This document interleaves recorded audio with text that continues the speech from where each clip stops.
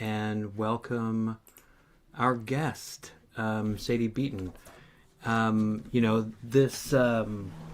This series that I've been doing has been really, I've been enjoying it a lot, and unexpected things are coming out of it, which is exciting. And one thing I realized just as I was like cooking up different questions for different people is that like this is a lineup of only settler speakers, and that made me feel pretty self-conscious about the fact that I'm reaching out in these communities of belonging that I feel a part of, and in the end, I'm assembling people that are white settlers who look like myself for the most part, and rather than just sort of stay in that place of guilt, I was like, well, let's try and use this as an opportunity to acknowledge the lands that we're on, the unceded, unsurrendered territory of the Mi'kmaq people, and what that like relationship of responsibility implies in relationship to the stuff that you've written about, which is like broken land relations, right? Going deeper than just mere like reconciliation, which is so often pretty gestural. You write about the abolitionist scholar Tiffany Lesotho King's observation that when white people begin studying settler colonialism, and I've seen this in grad school and elsewhere, the lived consequences of genocide often get replaced with a focus on the white settlers' relationship to land rather than their parasitic and genocidal relationship to indigenous peoples. So, you've written a lot about this. In a co-author article with a few other folks, you write that Indigenous rights are presented in a somewhat instrumental fashion as tools in the last line of defense against environmental and climate collapse, capable of rescuing settler civilization as we know it. So I kind of wanted to maybe pick up on that part of this, which is this assumption that you're like invoking treaty obligations, you're invoking the rights of indigenous people, you're doing land acknowledgements, but there's something narcissistic about all of it on the one hand, and then on the other, there's something like that is about seeking expedient emancipation by pointing to the fact that indigenous land and water protectors are this like last line of defense. How do you negotiate all of these different kind of tensions and contradictions as you work, presumably like in solidarity with indigenous peoples to try and like, restore treaty relations, as it were? Yeah, okay, let's get into it. Thanks for having me. Yeah. Something that I kind of obsess about all the time, so it's fun to have a chance to kind of chat it out. Yeah, and I'm glad that you wanted to start off highlighting that kind of quote from Tiffany Lesotho King about this parasitic relationship because I remember when I read it for the first time, like I'm doing a PhD where I'm looking into my own white settler ancestral relations to land. And so, I'm going along and like I'm aware of the contradictions, but that quote really stung. I was like, oh yeah, yes. So it does haunt me through all of my like research, but then also in the solidarity work that I'm engaged in, but in a good way, like I think as a white settler, we need a lot of reminders about how culturally unskilled we tend to be when it comes to reciprocal relationships altogether, and that's by design. And so maybe it's pretty harsh right out of the gate to say it here, but like I do believe that whiteness is parasitic, like structurally, it's not about genetics or skin color, but it's a way of relating across difference, it's not an identity, it's a structural relationship to land. Um, so it depends on hierarchy and exploitation. And we often talk about it like writ large, like white supremacy or, but I have also started thinking about it as something that impacts me more intimately, as this kind of lack. Listening to a Zoom presentation, you'll be an hour. Okay, that's good to know. It'll be an hour. Yeah, that it's also something I've started to think about, like in my course in movement spaces, but in my own life. So this lack of imagination, or I'd say even perception about the kind of wider relationships that we're entangled in. And so I'm talking about relationships across difference with other groups of people, but also like with the land and animals and all that stuff. And that we are like entangled whether or not we want to be. And so that is part of um, the illusion of whiteness and what allows us, I guess, to be in that kind of parasitic relation. And yeah, so Tiffany King's little zinger right there was like, "Zzz." um, and I also learned from Potawatomi scholar Kyle White. He talks about this, for example, like he spent a lot of time at Standing Rock, and he spent time kind of like watching the earnest or not so earnest or whatever the white mostly, but settler activists that were part of the Standing Rock resistance to the Dakota Access Pipeline. And he wrote a few things after he came back from that. But one thing he does that I appreciate is that he frames climate action as not being just about preventing ecological tipping points, which we in the more mainstream movement hear a lot about, and like that we're approaching them and what happens if we miss them. But he says that we've already passed some really important relational tipping points. Um, and so he kind of lays out how social movements have failed to foster the kinds of relationships that can prevent climate injustices, and that can help us protect each other through the changes that are coming.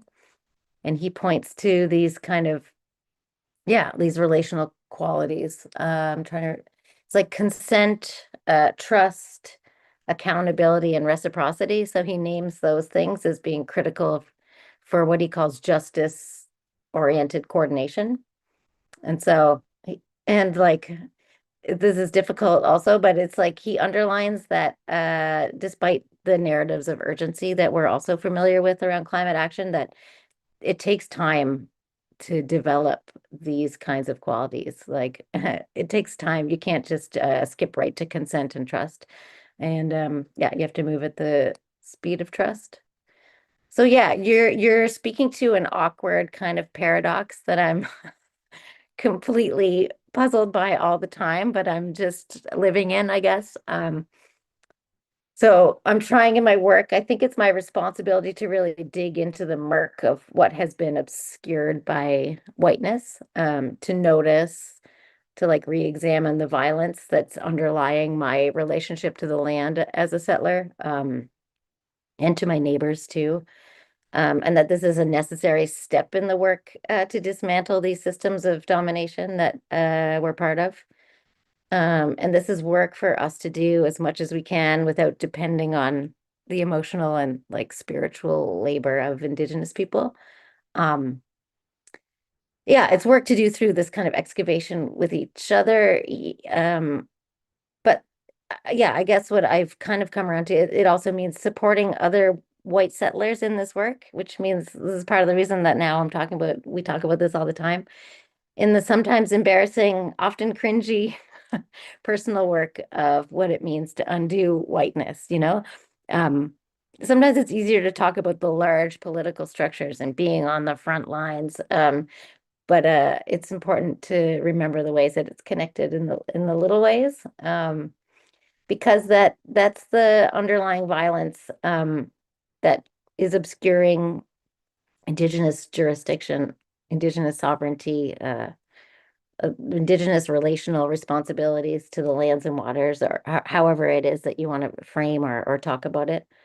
Um, and so there is this kind of vigilance that I'm trying to learn about, like trying to notice about how whiteness wants to take up a lot of space, and that it's riddled with like these delusions, right? Especially delusions of certainty. I think that's a really important one, and kind of delusions of grandeur. Another quote in the vein of Tiffany Lesotho King that I think about all the time comes from the Jamaican philosopher Charles Mills, because he asked, how do white how are white people able to consistently do the wrong thing while thinking that they're doing the right thing? So that's a question that I think is related to the other one and does, keep me up at night. Because you're asking about how this kind of parasitism shows up also in movement spaces. So I'm talking about the personal bits, but yeah, there's this kind of blockadia approach that we see in climate movements where climate activists come around to supporting Indigenous sovereignty and treaty assertion, but mostly see it or frame it as a tool in the toolbox for defeating these fossil fuel projects, right? And often that comes out of that urgency, like we don't have much time. Like, sure, we'd love to blah blah blah build relationships, but we need to get this project stopped. um and increasingly you see settler climate groups looking like here in Mi'kma'ki to invite Mi'kmaq water protectors in, and part of it might be because Mi'kmaq water protectors showing up really can spark the kind of serious economic uncertainty for fossil fuel company speculators, that can get them gone. And while it's admittedly like it is pretty effective, I like I can feel like a little disappointed when the relationship doesn't expand from there because it's a failure on the side of us as settlers to understand treaties also as they're relational agreements. And so they're asking us to fundamentally transform how we relate to each other, with implications beyond the settler state. So when these approaches aren't also looking to dismantle the settler state as we know it, like we're really missing, I feel like we're really missing the point and the long-term effectiveness of just stopping one fossil fuel project is missed. And so these more instrumental approaches can eclipse the more deep, like I like to think of them as like liberatory potentials and possibilities, that can like expand our imaginary of what's possible. Anyway, I feel like I'm saying a lot without stopping, but just um um, no, there's a lot there, and it's like I could listen to you expound on this for a very long time because it is the luxury in some ways of like listening to someone wrestle with these tensions, which is what I asked you about, and what I think this whole series in some sense has been about is like how do you wrestle with uncertainty. right. Like if as you say we can't and shouldn't understand whiteness as an identity but as the kind of structural outcome of disproportionate, I think, monopoly on violence. Basically, I mean, violence in various different ways. Then we are left wrestling with history, with feelings of belonging and whether they're appropriate, like all of this stuff. So yeah, I mean, a lot came up for me when hearing you speak to these things. Like, I see a lot of points of connection between the way you think about it and the final guest in this series, Alexa Shotwell's work, where she talks about whiteness as a habit of being problem, a problem of what we come to expect, which is really deep seated. It's not like you can just point to this is a right wing or left wing like thing. It doesn't, it's like Kyle White points out, like it is about the breaching of relational tipping points and the politics that creates almost at like a meta level where you're not even like super conscious of what the politics of it are. And so I think what it's about, and this is another thing that resonated for me, is like, Shotwell writes about Frantz Fanon kind of diagnosing white settler ideology, and Fanon says that society, unlike biochemical processes, cannot escape human influences. Man is what brings society into being. The prognosis, and this is the part that I've been wrestling with, he says the prognosis is in the hands of those who are willing to get rid of the worm eaten roots of the structure. That idea of the prognosis is in the hands of those that are willing to look at the worm eaten roots of the whole thing is what you're kind of, I think pushing toward in thinking with these other folks, right? And I Right. love this idea of that We don't political want to look at the recalibration. worm-eaten roots. Yeah. like it's too expedient. It's too dismissive to simply say that was in the past, when of course like we see the knock-on effects in the present.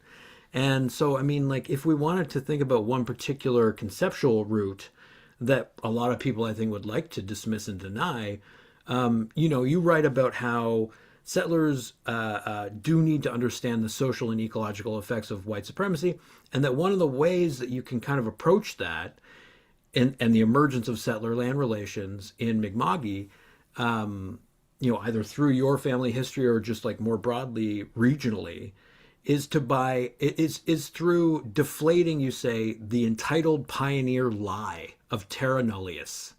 Terra Right. nullius, right? You're looking back into your own memory and to the archive to figure out the facts around this like foundational abuse of a people and of a land, and trying to kind of wrestle with that materially, not just like foregrounding your own emotions about it, right? And I think I would love it if you could kind of speak to your progress on that, and how it seems to be bringing up like this more like a deeper sense of commitment to that history and your responsibility to undo that history in the present, Sure, I'll try. I don't know about full, but yeah, but first, maybe I just want to qualify all of this that I was saying. I was like, I'm disappointed in some climate activists. I just before before I answer your question, I do want to say, like, I have been trying to temper that impatience because with a longer view, you know, the way that I came to understand treaties at all, because I grew up here in Mi'kma'ki. I got a BA in English. I started working at an environmental organization for several years. I have many generations of history on these lands. I didn't know anything at all about treaties, period. I don't know if I'd ever heard of them. And I worked on fisheries issues, so like um that's bad. And so it was as a white settler environmentalist thinking I was getting involved in a climate fight, that I ended up on the banks of the Shubenacadie River, meeting Mi'kmaq water protectors and grandmothers. And so I have to acknowledge that my own trajectory started that way. And so I'm trying to like be a little bit more patient and be like, maybe sometimes it starts out as an instrumental, like we're all socialized as white people into instrumentality, like period. And so a lot of my I'm trying to shift some of my curiosity and questions away from like, why don't people understand treaties? Because I barely understand anything about treaty now, 10 years in, and like 10 years ago, I understood nothing. Like I arrived with my own assumptions, as we all do. So I just wanted to say that just so that I wasn't like, oh my God, I can't believe all these climate um, that was and still is me in many ways. Yeah. But yeah, so in terms of like you talking about this like the idea of the pioneer lie of terra nullius and me grappling with that, I'm going to take this as kind of a question about my research methods, where I've been kind of using my own family's story of arrival and living on the lands here as a prism for thinking through like what stories and behaviors that we have been conscripted into, is the way I think about it.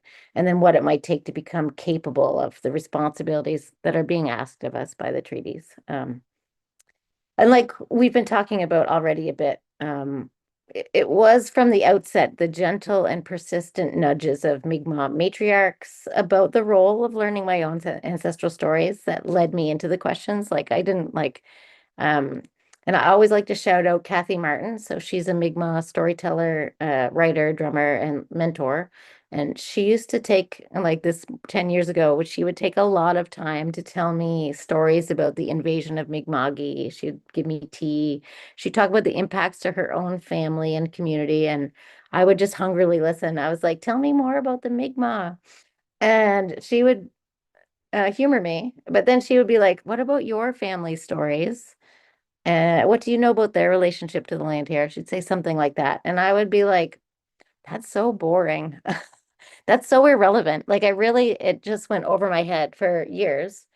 Um, And so it took me a long time to coming around to being like, okay, maybe these questions have something to do with this whole thing.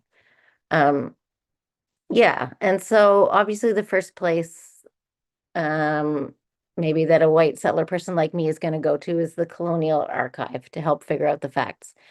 Because many of us, I don't know if this is true for you, but for many of us, we don't really learn a whole lot about how we got here. And it is often kind of like dismissed as irrelevant or like, I don't know, there's all of these different ways it's kind of shoved aside. So I had to go to the archives at first. And it's a good valid to ask the extent to which the Colonial Archive can tell us, but we often know so little. Um, and so when I first went to the archive, actually really quickly filled in some details. I knew so little, particularly about the earliest family line that came here. Part of the reason is because they were German. And so my mom thought they were Dutch because people didn't like to talk about Germans after the war. So I didn't know. I knew so little.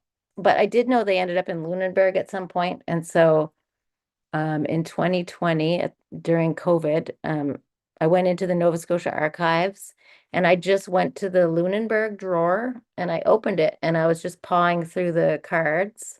And I was like, I still don't really know how to use the archives, but I really didn't then. And so, but then there was one of the little cards in there said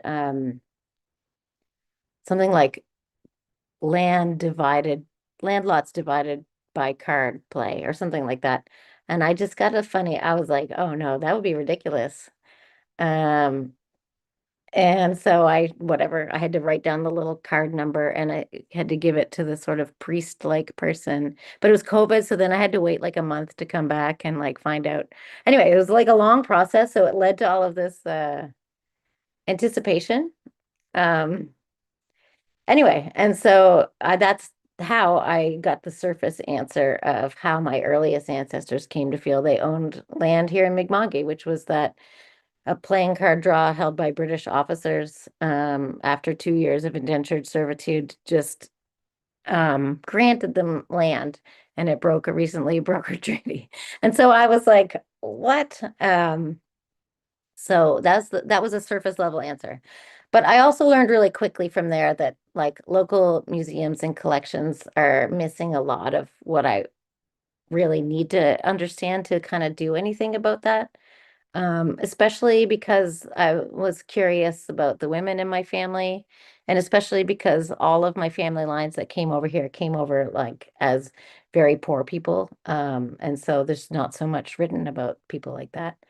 Um, but over time, I began to feel like these gaps and secrets in the archives are actually like part of the essence of what is obscuring Indigenous sovereignty. Like these gaps are very much on purpose. So I start to imagine them as kind of like black holes. They're like hiding our deeper entanglements with each other, this relationality and with the lands and the waters, just basic connection. And I know this sounds a little bit woo-woo or whatever, but I became aware of how these gaps and secrets not only showed up as holes in my family stories, but that I was also carrying these gaps, these kind of secrets with me in my body, and almost as kind of a wound, It's like, why don't I know that? Like, oh gosh, what is that thing I don't know? And why is it impacting me in these mysterious ways? So for me, that's the other side of the pioneer lie. Of course, Terra Nullius, we know as this edict from the Pope or whatever that was like, if the land is free of quote unquote productive people, then we can just take it. Um, but of course, with this pioneer lie, the primary violence is against Indigenous people. There's a wound in me, but like it's good to also make sure we always say that. But it leaves these gaps in us too, in our stories. And like as I said at the very beginning, like I increasingly think of it as in our like relational abilities. Like there's just there's a gap. Um, and so I'm talking like I feel self-conscious that this aspect of my research sounds less serious because maybe I hang around with like a lot more outwardly oriented activists, or like scholars that um, when they're talking about decolonization are very much talking about these sort of like big structural levels. But I became compelled like through this time in the archives or looking in the archives. And this idea that I'd have to listen very attentively to what was missing, which meant obviously being beyond the archives. So including Mi'kmaq perspectives and histories, paying attention to what's happening on the lands and waters and with creatures. And also, like when we're talking about family legacies, just trying to learn to attune differently to what's happening relationally around me. It's hard to describe, maybe. And even just the reactions in my own body, as part of this intergenerational record I carry with me, I'm descended from these generations of European serfs and peasants and working class people who were conscripted into these settler structures of like feeling and being. Um, Yeah. yeah, because in a sense, for me, this thing of whiteness that I carry and I can pass down to, like I'm a parent, is Mm. this particular way we can detach and we can obscure this entanglements. And it's like in order to belong to what pretends to be the only game in town at this point, right? So colonial Mm. modernity. That's the idea of the pioneer lie, like a story that leaves so much out. The same way that the legal fiction of Terra Nullius pretends, yeah, like I said, that the land was empty of people, not that they were empty of people at colonial contact, but empty of productive people. And so that's this dehumanizing idea straight out of John Locke's like private garden. So this very particular time in Britain, in their own kind of version of the Enlightenment or whatever, and his fenced-in garden that was cared for actually by enslaved people while he was prattling on about human rights being created through mixing our individual toiling with land or whatever, this magic trick that he's talking about. But that's what turns it into private property. And yeah, it's just specifically kind of bonkers stuff. But it now makes up the very basis of the legal system that Britain imposed on these lands. And when my earliest ancestors arrived here, and were promised freedom from being conscripted into wars, and they were told that there was land for the taking, they were asked to be, they were being asked to ignore what they could see with their own eyes. So even as they were tasked with building military installations in Halifax as part of their indenture, they came to a fort town that had been founded uh, without consent of the Mi'kmaq, by the British governor Cornwallis. I hate saying his name, but that broke a treaty. And so these ancestors of mine were tasked with like, I don't know, deadening any empathy or senses that Mi'kmaq might be just as human as them, or had a credible claim to these lands that they lived on. So in order to be part of a more convenient and certain story that might relieve their anxiety and allow them to feel they belonged here. Like that's the settler structures of feeling that I think the way I think about that phrase, which is something that Canadian scholar Eva Mackey and Scott Morganson, I think, talk a lot about. Um, yeah, and so I guess that's what I spend a lot of time wondering about is this like, how did this British colonial violence, how was it used to conscript even the imagination of my like peasant and then also working class ancestors to instrumentalize them, um, and to keep, and how do we keep reproducing this idea that the settler way of relating to each other and to the lands is like good or the only good and civilized way. Yeah. And so, yeah, that's what I spend a lot of my time obsessing about. It sounds very depressing, I mean, it but I doesn't find it to fascinating me. and It doesn't. It sounds actually neither depressing nor optimistic. It sounds like an ocean of self-exploration and knowledge, pursuit of knowledge for the purpose that you described it earlier as like a becoming capable of responsibility. It feels like a moral project in some sense because you have said explicitly that you think that folks in this privileged class of white supremacist, still white supremacist, patriarchal, heteronormative, the only game in town, as you put it, right? This version of capitalist modernity that still, saves the rarefied air for a specific type of person. That type of person and those that benefit from the wages of whiteness as a result have been appalling relatives, as you put it, right? Do you want to be an appalling relative, or do you want to be nudged in a different direction, like you have been, right? By Mi'kmaq matriarchs like Catherine, on and on, right? Like, do you want to be attuned to that possible, yes, like destabilizing of who you thought you were, because and here's the now it's just like I'm just praising the work because I think it's really praiseworthy, but the question I wanted to ask is more about, like, do you see yourself sort of carving out this history, right? Trying to kind of restore this history as a means of offering, that story to other settlers who you do, on some sense, believe need to become less appalling relatives. Like, is your imagined audience made up of folks that do have these gaps, do have these wounds that they maybe aren't attuned to? Who do you kind of think about when you're writing this research right now? Or are you at the writing stage? Am I premature in asking that question? I don't I know. mean, yeah, I'm always writing stuff Right, down. right, right. Yeah. Notes. But like, who's the audience? Are you imagining this as being kind of pedagogical about becoming capable of responsibility? Yeah, that's a good question because sometimes I don't know what I'm doing or why I'm writing. But I think Yeah. that because part of my process of writing is is part of my way of trying to figure this stuff out. So I'm doing like part of this project is because I mentioned those cards earlier, like I'm doing part of the weirder part of my PhD research is that all of this stuff that I'm like, whatever, gathering or researching a little bit in the archives, a little bit out. Like I take my mom on a trip every year and we look at some graves and things.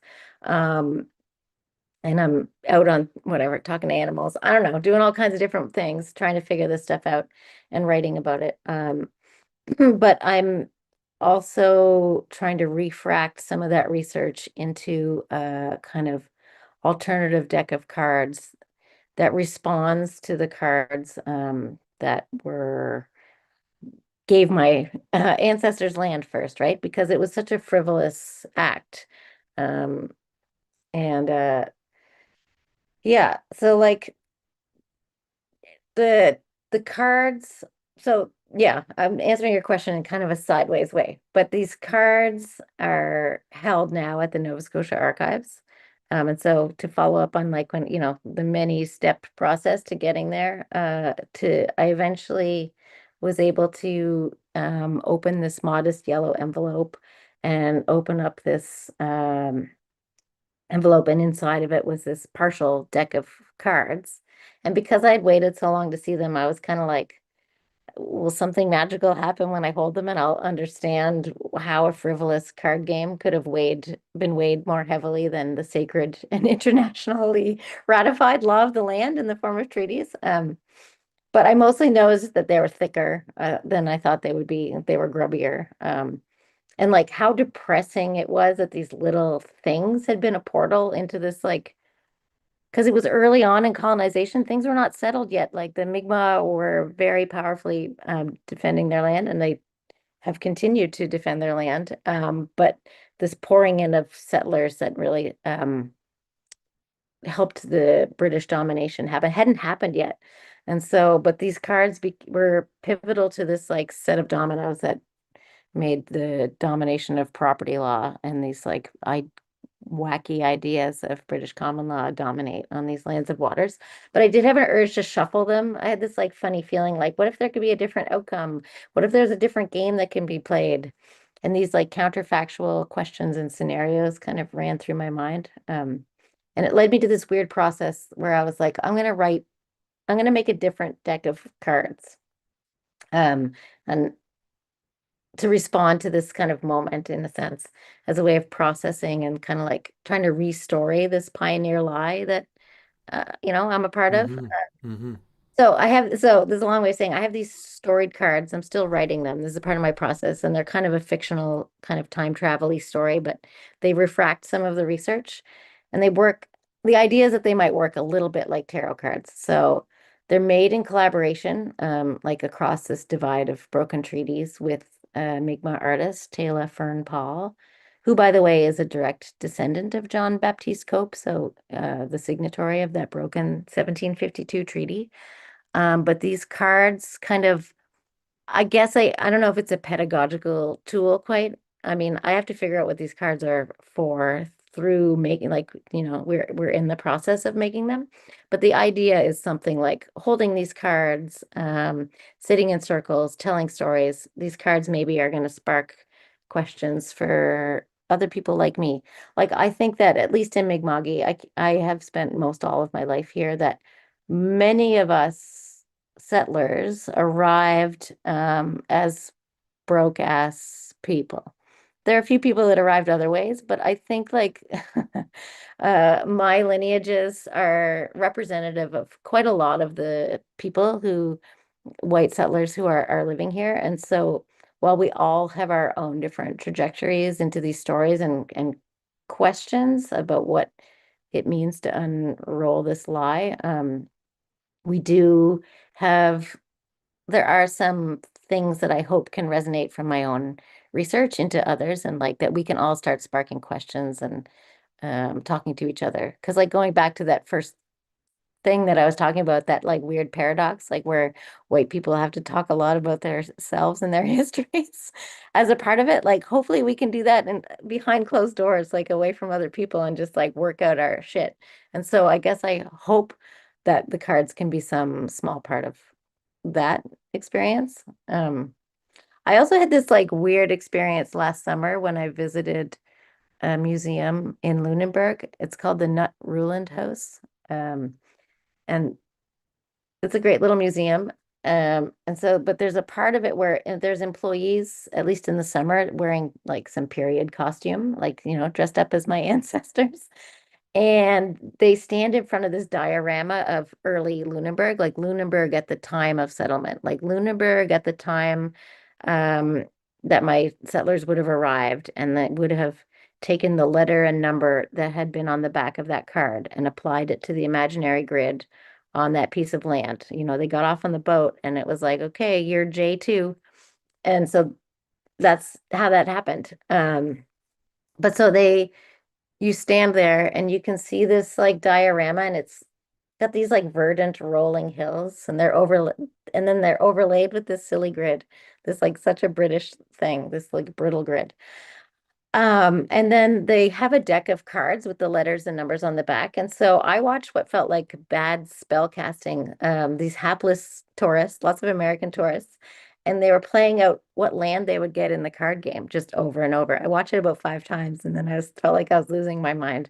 But the employees were like playfully letting them know, like, oh, you got B1. Well, that place is like pretty vulnerable to Mi'kmaq raids. Or, oh, you got sewage on you. Oh, you're up the hill, you are going to get rich later.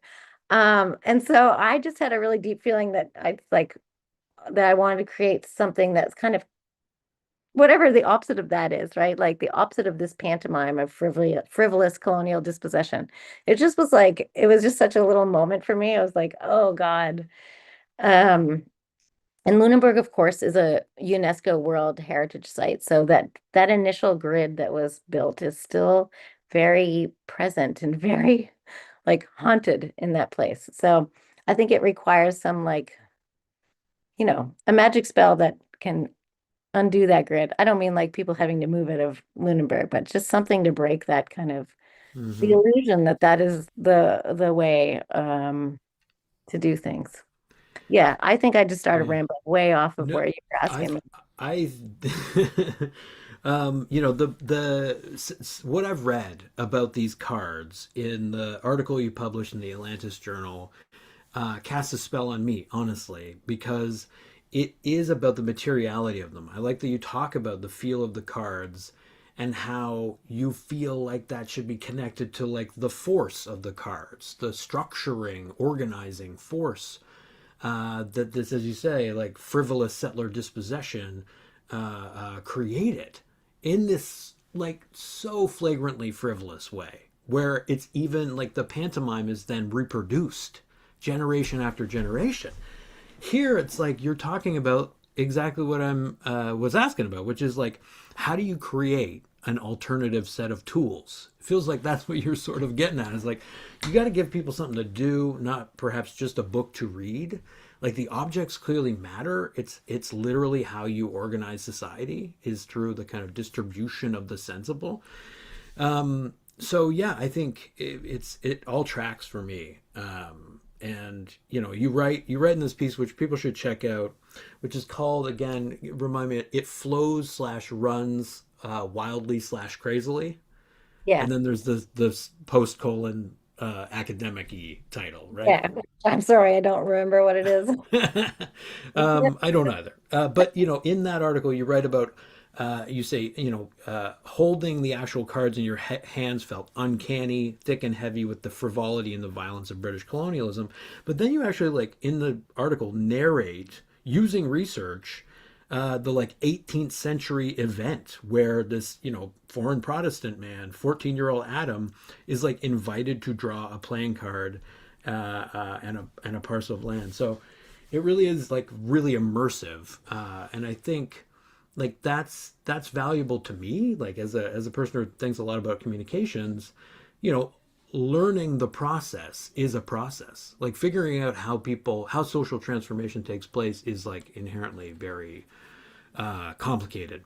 And maybe here's a good moment where we can talk about the lesson of resisting and defeating Alton gas, right? Which is, you know, a you know, an occupation basically that was socially transformative for a lot of folks, including yourself.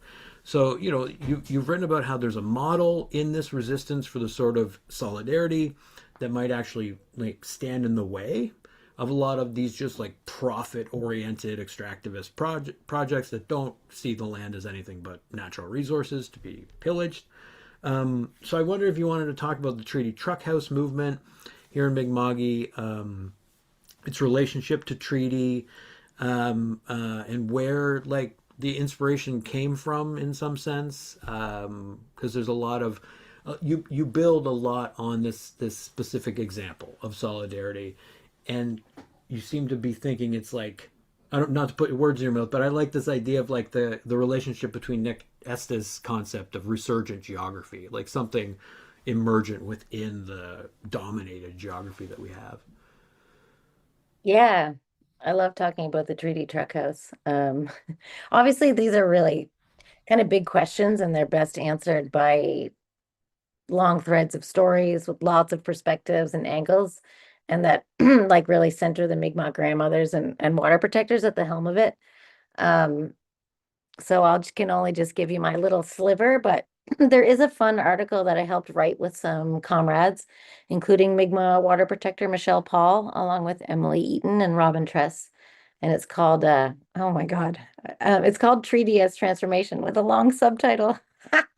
I don't know. The subtitles are just there for journals, I guess, because I don't remember it. It's Peace and Friendship on the Sipanackety Treaty as a Transformational Practice in the Resistance Against Alton Gas. Okay, great. Thank you. That one. Yeah. Yeah, I think of it more basically like as a love letter to the Treaty Truck House resistance movement. Because it is such a special place, and it's like, yeah, it is. When I was reading Nick Estes and he describes this thing of resurgent geography, that it did really resonate for me because it is a place that really turned everything upside down about what I thought it meant to fight a fossil fuel project, as I mentioned, but even to like look after or belong in this place, and to, you know, belong to each other in these really basic ways. But yeah, so like a really nutshell story, from my point of view, is that there was a company called Alta Gas, based out of Alberta, and they proposed a natural gas storage project near the Shubenacadie River way back in like 2007, quietly, I think. And it involved this what I think is a very bonkers idea of drilling giant skyscraper-sized holes into some salt deposits in a hill near Brentwood, so about a couple kilometers up from the Shubie River in Nova Scotia, deep in the ground, and then using these hollowed out caverns as a place to store natural gas that would, the project claimed, to be piped in from the United States and stored there seasonally, and then sold back into the United States again to take advantage of seasonal price fluctuations because we had a fracking ban. So some people thought, well, also this would make more sense if we were fracking because the project was also suspiciously close to some small shale gas that you could get out of the ground. But seasonal price fluctuation, blah, blah, blah. The economic argument's bonkers.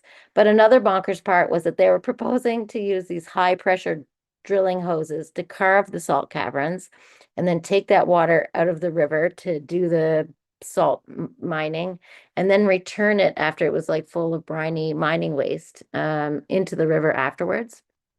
Anyway, but they had already built quite a bit of the infrastructure and were close to dumping waste into the river when locals discovered what was happening. So, including grassroots Mi'kmaq women. And I think it was like, if I remember the stories properly, it was just that they literally saw some pipes piled up off the highway near the exit there by Stewiacke, and they started to ask questions. And that was maybe in 2014. So, this was like quite a bit down the line.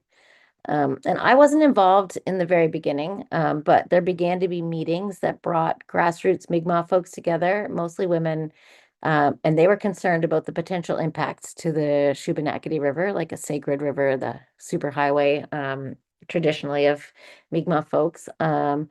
Along with locals, mostly white settlers, who were also concerned about the possibility of getting blown the hell up by a gas cavern that was being dug, in some cases, literally under their asses. So these meetings, as I understand it, involved Mi'kmaq ceremony, like right from the outset, the lighting of sacred fires, prayers for the water, and also strategic thinking about how to build alliances, what political processes and corporate bodies needed to be targeted.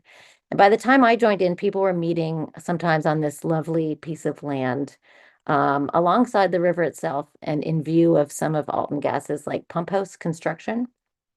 Um, yeah, and I should say there's lots of like sharing of food and stories, like lots of laughter. Like looking back, it was like this time of like building up some relational trust. But I maybe want to share the story of how I kind of got hooked in to this resurgent geography, I think. Because I think it gets at the nuts and bolts really also of like this idea of treaties being transformational. Yeah, so the way I like first I went on the Mi'kma'ki water walk in the spring of 2016. And so I brought my two young kids. I think one was still like a baby that I could carry, and it was being led by Giju Doreen Bernard. And this was a ceremony that she'd been gifted from the late Anishinaabe grandmother, elder water walker, Josephine Mandamin.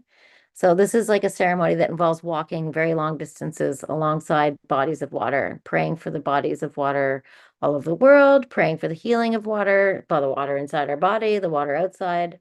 Um, and I can't really explain it, but being on that walk was very impactful to me. Because it was not like other ways I'd experienced. I would like worked at an environmental organization. And I was like, this is not how I have experienced taking care of water bodies before. Like I thought it was about installing digger logs or planting willow cuttings, but we're like praying. And the thing that I noticed is like it felt like it was giving back, like it was also medicine somehow, in the way that writing angry emails, just, isn't. Um, and so a couple weeks after that, I was like a keener, like I was like an early convert, and I wanted to contribute to whatever was going on. And I saw a Facebook post because I Facebook friended Doreen, and she was asking for firewood donations. And so I was like, I have some firewood. And so I burned down there to get the firewood to her and be like, look at me, I'm just like, such a good ally.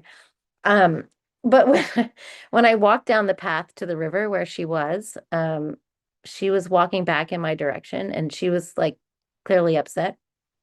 And I was awkward, like I always am, but I was like, oh, I brought firewood. And she was upset, she described, because she'd been rudely interrupted by these construction workers while she was doing ceremony at the water. And so it was a breach of her sovereignty, and it was upsetting. And so I was like, oh, that's terrible. And she was like, out of nowhere, she was like, do you think we could organize a water symposium? And I was like, I wonder what a water symposium is. But like she had tears in her eyes and was looking at me, and I was like, yeah, of course. And like I shit you not, she passed me her bag of her drum and her ceremonial stuff, so that she could reach into her ribbon skirt and pull out of her pocket her phone. And she called the airline and she booked a ticket for elder grandmother Josephine Mandamin to come, like I think like in like 6 or 8 weeks from that date, like on her credit card. And I was like, oh man, okay, like we have to do a water symposium. And so I learned a lot from that time, because we did organize an amazing event together. But because I was so early in my learning journey, I was making fuzzy spreadsheets, as we do, with lists of participants, trying to find pockets of money. And then I was like, would check in with Doreen, and I'd be like, Doreen is AWOL. Like, what? She's supposed to be helping. She'd like disappear for a week, and then she'd come back with this different list of speakers or add a plan for a feast that I was like, can we even do that? And so I'd be frustrated and I'd be like, where's Doreen's spreadsheet? Why isn't she interested in my spreadsheet? So it took me a while to understand that, like a long time to understand really. She was working on it, but sometimes when she said she was working on it, like she meant that she was like praying. So I don't know. But what I learned, the way I learned what I learned was because it worked, like not in the way that I imagined, really. And you can't imagine how many draft pamphlets that I created and discarded. But it ended up being like these 4 days that brought together like water experts, strategic thinkers, medicine people, and then most importantly, elder grandmother Josephine Mandamin. Um, and on one level, like a lot of strategic planning happened, like a lot of like, ooh, this would be smart. And we learned from excerpts, all this kind of stuff. I was like, wow, this is amazing. But on another level, there was this like ceremony and attendance to prophecy that is like outside of my frame of understanding and outside of my business. And so this aspect um was also really crucial to the success of the resistance. So I think like when I think about the sort of interdependence and sort of the roles to be played in treaty, and like what made the geography of the treaty truck house like this resurgent in this way. Um, yeah, it's like I played my role. I had to trust that I had to learn to trust, because I didn't at first, but like that this other thing was happening. And even though I don't get to understand it or really be a part of it, I just have to trust that it's like it's a real thing. And like the way that this whole thing came together so beautifully, and like we did defeat Alton Gas. And so like it was something like that really also echoed the way that we all as settlers and Mi'kmaq folks came together to physically build the physical building of the Treaty Truck House, like which happened over a weekend. And so you really saw this like physical manifestation of a like, oh, we are all treaty people. Like this is like it was a Mi'kmaq vision, and like we were able to bring it together. And like um yeah, and the fact that it was like both strategically very smart to build a truck house in the place the truck house was built, and it was also very like spiritually, ceremonially solid and like rooted in the treaty. So like legal, spiritual, strategic, all of these things were kind of covered. And they could only work through this kind of relationship. And so this like idea, if I understand Nick Estes's resurgent geography, like I hope I kind of do, but I think he's talking about building these relationships together on like what would supposedly be quote unquote crown land, like that's where the Treaty Truck House is. But we were like kind of mapping this other way of relating together on the land. And like that piece of land has a totally other sort of life and identity that has very little to do with whatever would be on some PID. Um, yeah. And so, and like this mapping continues because, yeah, there's a grassroots project that's kind of developing now called the Peace and Friendship Medicine Trail. I don't know if you've heard about it, but it was launched this spring at the Truck House. And it's this idea of reclaiming pathways for Mi'kmaq, particularly Mi'kmaq women, to harvest medicines, but it also invites others into storying these lands. And this, of course, is a treaty right. So what happens when these trails happen to veer into areas where extractive companies are looking to, build a mine or frack a shale bed or clear cut a forest? These are medicines being gathered in ceremony in honor of Mi'kmaq women's like responsibilities, and they're protected by treaty. So, yeah, so there's like this deeply strategic assertion that's happening here. That's happening in ceremony, and it is happening like really through the enactment of settler Mi'kmaq relations. So, yeah, I get excited about like the kind of possibilities Yeah. that happen in that, and I'm just feel really lucky that like I said earlier, like fell into it as like an idiot who didn't know what was going on whatsoever. So, Hmm.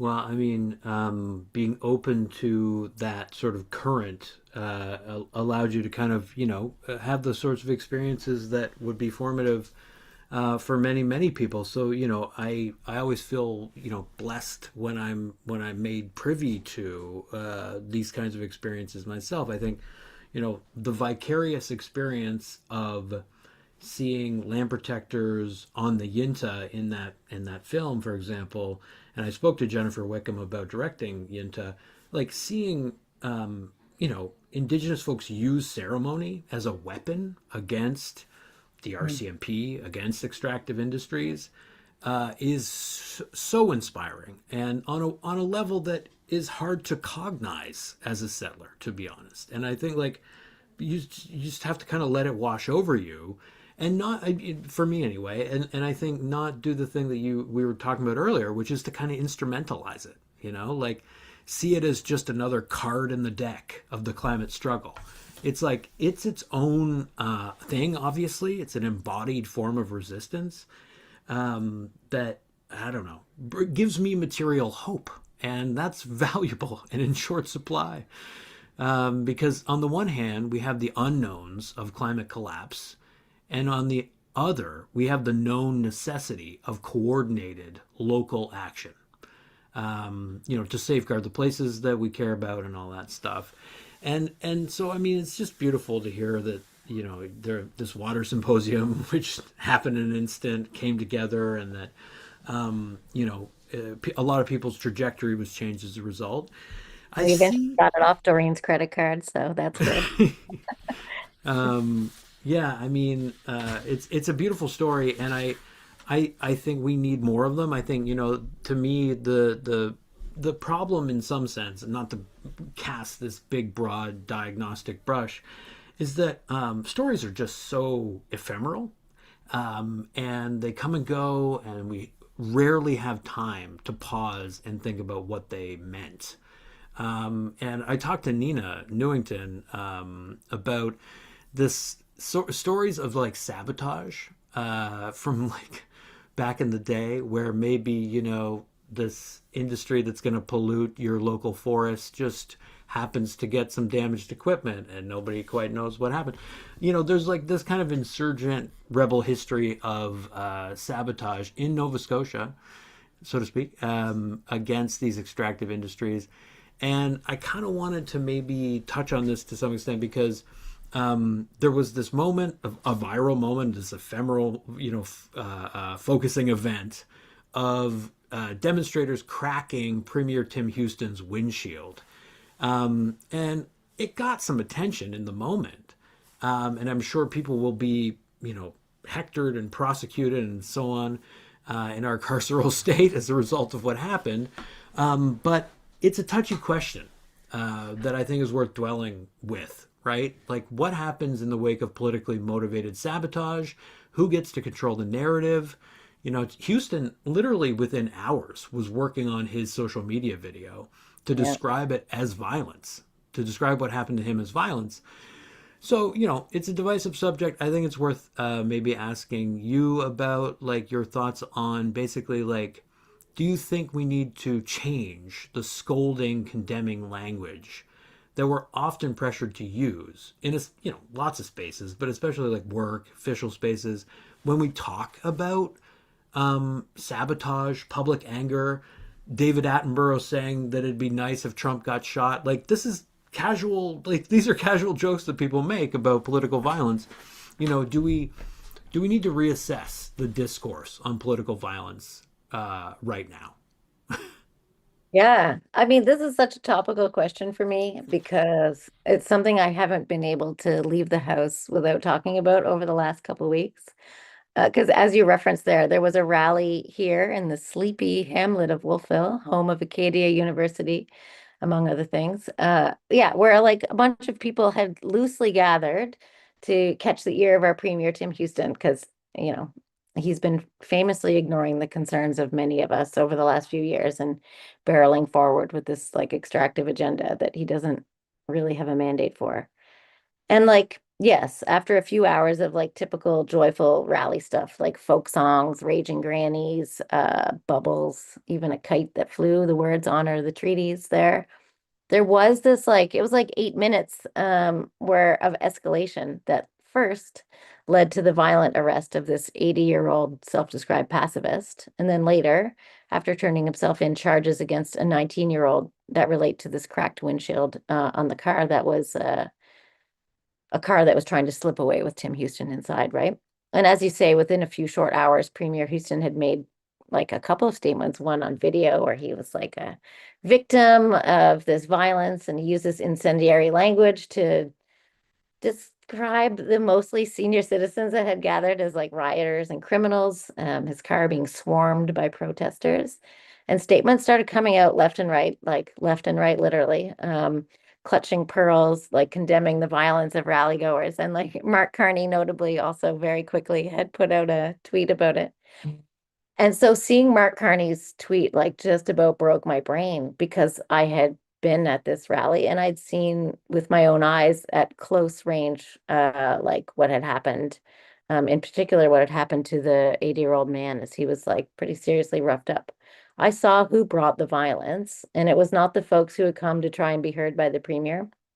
I mean, we could definitely talk about the role of sabotage and anger and even calculated acts of violent resistance in the larger struggle against these violent systems like the one that we're living under.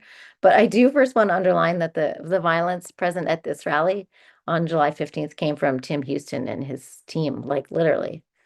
In a few ways. Like, first of all, there's the slow violence, I guess you might call it, of like the ongoing settler colonial violence that stems from ignoring treaties, ignoring the fact of unceded territory and all of that, ignoring even the democratic practices of our supposedly representative democracy.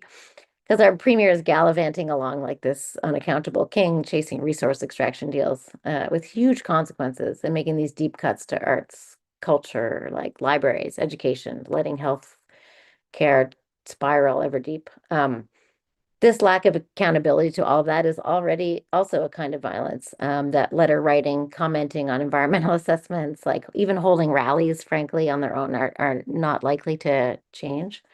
Um, but yeah, on the day of this rally, the only violence that I saw, like literally came at the hands of Houston's private security detail and RCMP on site. So first in the form of what we learned later was like a plainclothes police officer. And so he laid hands on this 80-year-old man who was like trying to move a cardboard sign. And anyway, the RCMP rushed in because he touched one of his own, and you know, something happened. And then they pushed him up against a brick wall. They dragged him on his unsteady legs to the cruiser. They threw him in head first. Then they prevented him from taking his nitro as he felt he was having a cardiac event in the back seat on the way to the station. Like it was just a horrible, violent action in the moment, and then also rooted in the structural violence of the state. And then also more, which got a little bit more media coverage, though twisted, the same time Tim Houston's rushed by these plainclothes folks into this unmarked car, parked in a place where people are milling around, and it begins to slowly roll into people. Like this was a really dangerous and potentially violent course of action. It was against all safety protocol. And my understanding is that the windshield was broken as part of attempts to alert the driver of the vehicle that there was somebody underneath the car. So people were repeating, like, there's someone under the car. And it was a car that was like recklessly driving up over a curb onto a narrow pedestrian path. It was all very strange and like alarming, a bit scary. Because of the aforementioned folk singing and senior citizen cute chanting, and then I was there with my kids, so I had to focus after that on getting my kids. I was like, oh, there's police violence happening. There was no senior citizen violence happening. So I need to make sure they get safely away from the event. And when I was moving them safely away from the event, and I was like, you can take this path through the woods to get home, there was like 9 police cruisers, not cruisers, those big black sort of SUV vehicles were coming flying up at like, I don't know, 80, 90 kilometers an hour up University Avenue. Like just this like show of extreme force. And so I don't know. We see this kind of reaction to a windshield, I guess. And so I know kind of that the hallowed place that private property plays in our capitalist hellscape that we're living in, but it did really break my brain to go home, try to debrief my kids about what they had just seen happen. And then they had been with their friends because they were there with their friends. They wanted to see if they made the news and they were scrolling around and they were like, why did the news not talk about the like old man getting arrested? Like, why are they telling this other story? And so anyway, then we had to talk about that. Yeah. And so I mean, more generally, I do believe there is a place for sabotage for sure, what some would call violence. Although property damage, I don't think is violence. The system we live under is already violent, and I think it's important to name and just recognize that, and that this violence is something that's kind of hidden for the most part for like middle class white settlers. The system we live in can seem logical and bureaucratically neutral. That again is the same pioneer lie. That is the same sort of black hole, the sort of secret that we tell ourselves that we externalize this violence usually onto poor people, vulnerable people, or people that are living somewhere else, and very often onto Indigenous people who are preventing the settler project from like completing this sort of certainty over who gets to look after the land. Um, you know, it's it's almost overwhelming. I know how easy it is to ignore it, and we could see it in all those statements that came out. And it's only really for me because of, you know, being so closely working in solidarity with Indigenous people that am even able to easily see the more overt forms of violence, like the crisis of missing and murdered Indigenous women, for example, um, the kind of violence that does not respect Indigenous people, and it's structurally designed to try and eliminate them altogether. So, who am I to condemn tactics that might break settler laws or disrespect settler property?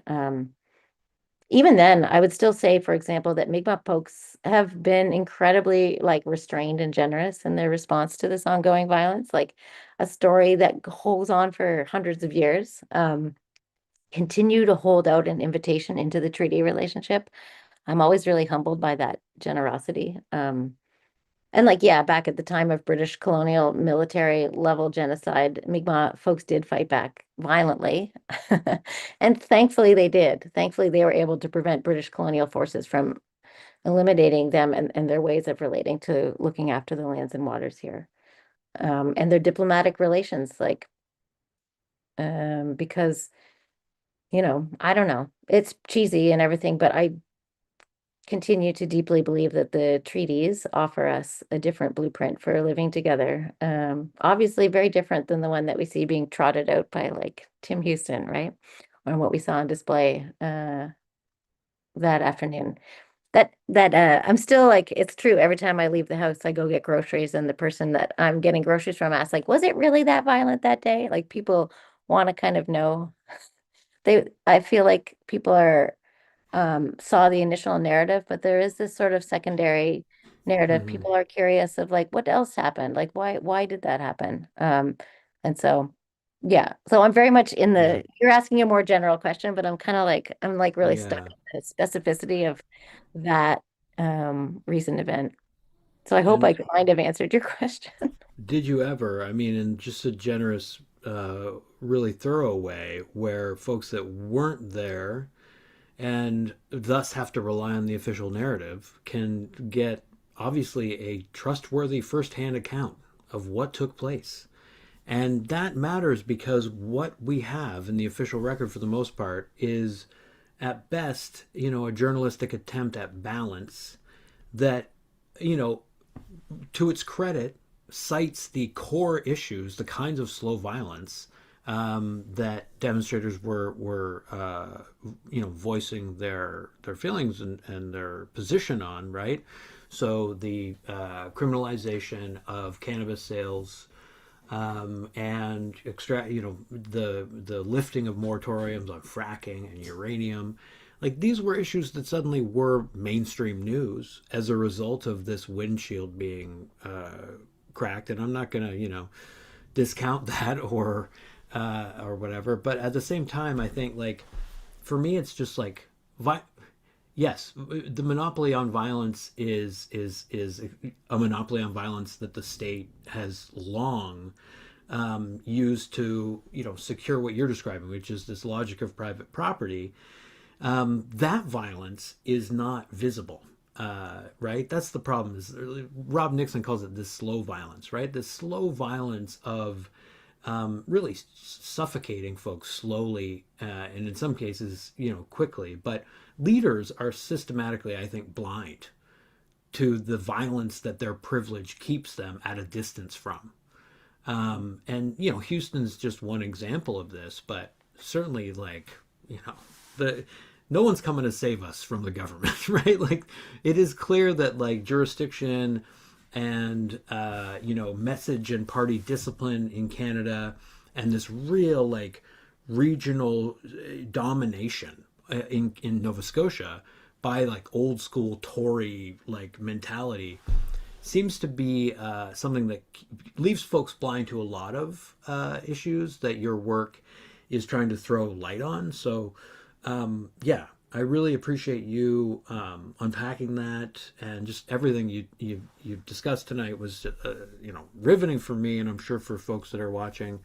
The only other question I had was, and maybe it's not even worth asking. Maybe we can toss it over to folks that are listening and see if they have questions. But you mentioned earlier this idea that settler colonialism, this sort of settler ideology that will just reduce the land to its own to its productivity, usefulness, like putting the world to work regardless of the consequences. That kind of accelerationist philosophy is what you described as like a structure of feeling, right? A thing that is bigger than any individual, that you say, cuts off curiosity. It cuts off like feeling, really. You've seen this in your own family history. Why is that sort of a point of emphasis for you? Like that kind of shift away from individual guilt, because you say like it's not a conscious choice. Like this is not a deliberate act of like betraying relationality. It really runs a lot deeper. Like why is that valuable to you, I guess, as you attempt to pair structural critique with this more self-reflexive narrative mode? Yeah, I mean, I think that part of it, well, really came from a lot of those nudges that I got to be like, yeah, yeah, yeah, you're out here at the truck house, but like you're from here, like what else you got going on? And I think that even though I'm really compelled always to show up in those outward ways in solidarity when I can, I do um I'm oriented a little bit inwards. Like I'm just very curious about how we come to think the way that we think. And really honestly, like when it's like the thing about learning about the cards and then just being like, what would it be like to be these, I don't know, these serfs in my lineage, like they were living in whatever it would become France and Germany, and they were being like they were conscripted into wars all the time, these like petty dukes and things. I don't fully understand the history there, but when they got to Mi'kma'ki, they were asked to like ignore what they were seeing with their own eyes, and I can kind of empathize with that idea. They had been through some shit and they were promised something, and it was like, if you can just ignore this for a little while, yes, yes, we told you there would be no war, and now here you are building fences around um, Halifax as your indenture. But if you can just kind of compartmentalize that and put that somewhere else, then we promise, some generations ahead, even like, I don't know. I think sometimes about this idea of like, a lot of my family history, people are poor and working class, they're broke ass, they have very limited agency, they have some agency, and you do always wonder, like, oh, why didn't you just kind of like, you could have been in solidarity with the Mi'kmaq, oh, class consciousness, like you could have put your lot. But like, when you read the intimacy of these histories, you're just like, oh my God. In particular, because I've been more enmeshed in looking at my matrilineal history. And so I'm looking back at the moms, all the way up, and looking at the very particular ways that the British colonial project targeted women, starting like say in this matriline in Ireland, is as part of like the strategy of separating Irish weavers and folks from their land and their handicrafts, and then, you know, getting these same people into the cotton mills and industrializing Glasgow. And when you watch that trajectory is just a trajectory of destroying women's abilities to look after their families and communities, and then even themselves.